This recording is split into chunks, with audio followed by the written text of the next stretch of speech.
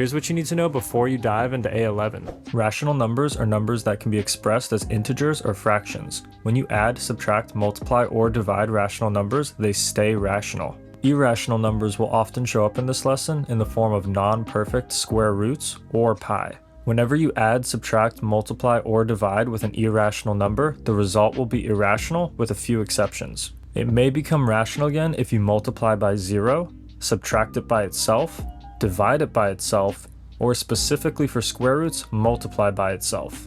An important thing to note is that if you're using the 4 basic operations with one rational and one irrational number, your answer will always be irrational. Let's look at some examples.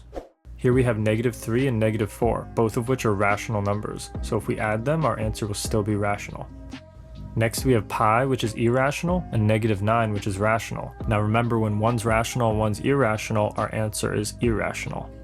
Next we have radical 43, and since it isn't a perfect square root, it's irrational, and -1, which is rational. Just like the last one, irrational plus rational is irrational.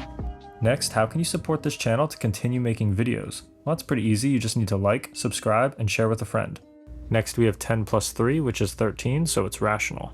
Next we have radical 28, which is not a perfect square root, so it's irrational, plus 8, which is rational, so our answer is irrational. Next we have 1 plus -7, they're both integers, so they're both rational, so our answer must be rational. Next we have radical 35, and since that isn't a perfect square root, it's irrational. Then we have -6, which is rational, so together that makes an irrational number. Next we have pi, which is irrational, and -3, which is rational, so our answer is irrational. That's all I've got for this lesson, but if you want to see more videos just like this, you should check out the Algebra 1 IXL playlist right here.